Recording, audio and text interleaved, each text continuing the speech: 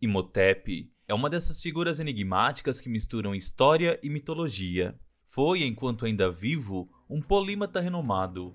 Arquiteto, médico, escriba, sacerdote, político, engenheiro, administrador, enfim, uma biografia de dar inveja muito certamente.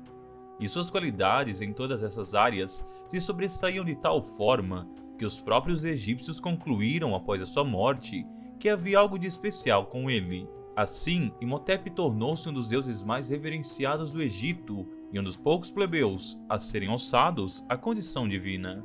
Seu nome significa aquele que vem em paz, e talvez isso até faça algum sentido, visto que Imhotep não seguiu carreira militar como muitos de seu tempo, mas foi um homem da ciência.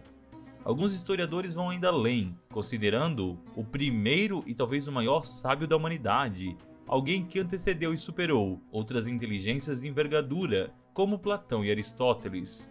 Contudo, o grande problema com essa afirmação é a dificuldade em se atestá-la. Enquanto os escritos dos sábios gregos foram armazenados e conservados até os nossos dias, tudo que Imhotep compilou se perdeu, literalmente, nas areias do deserto.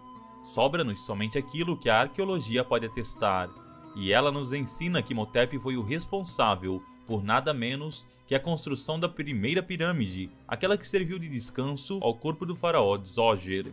Até então, os reis do Egito eram sepultados em mastabas, complexos que abrigavam câmaras funerárias e templos, além de cofres onde os bens dos falecidos eram depositados para serem usados no pós-vida.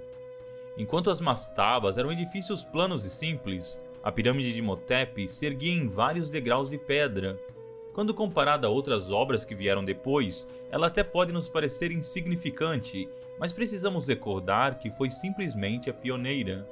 Se antes, os túmulos tinham um propósito meramente prático, com Imhotep eles se tornaram representações da grandiosidade e da divindade do governante.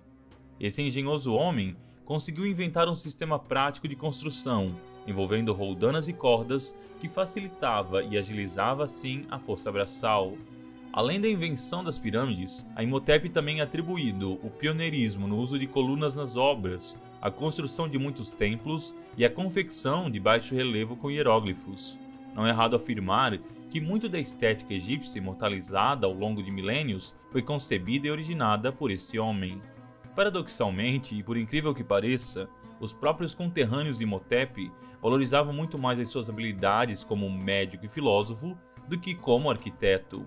Quando ele morreu, se tornou um costume oferecer sacrifícios em seu túmulo, e aos poucos se espalhou a crença de que o falecido construtor era capaz de curar os peregrinos. Isso levou a um processo de deificação raramente visto na história egípcia, já que se trata de um plebeu, e logo Imhotep se tornou para os egípcios o deus da medicina e o patrono dos construtores. Muitas histórias de como ele possuía uma origem divina se espalharam entre o povo. Até onde se pode rastrear, contudo, seus pais eram ricos e próximos do faraó, fato que é reforçado já que Imhotep teria chegado a ser sumo sacerdote do deus Ra. De qualquer forma, quando os gregos conquistaram o Egito através de Alexandre o Grande, foi fácil associá-lo ao culto do deus Asclépio. Ambos eram mortais inteligentes, a quem se atribuía um grande conhecimento médico, e que foram deificados após a morte. Asclépio e Imhotep se misturaram na cultura, o que apenas aumentou ainda mais a abrangência do culto de cada um.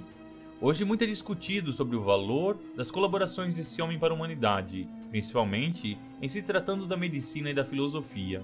Como eu disse antes, fica difícil debater algo nesse sentido, já que muito do que Imhotep nos deixou foi destruído com o tempo. Enquanto os arqueólogos não descobrirem mais registros escritos, tudo que nós teremos são fragmentos e suposições. Fica a curiosidade: que tipo de sabedoria assombrosa poderia um homem ter compartilhado com os seus, a ponto do seu próprio povo considerar um deus a despeito de sua origem completamente mortal? Esse certamente é mais um desses mistérios fascinantes que se escondem debaixo das areias do Egito, e é provável que jamais cheguemos a uma conclusão satisfatória. E se você gostou desse vídeo, curta e se inscreva em nosso canal. A sua ajuda é fundamental para o nosso crescimento. E até mais, se Deus quiser.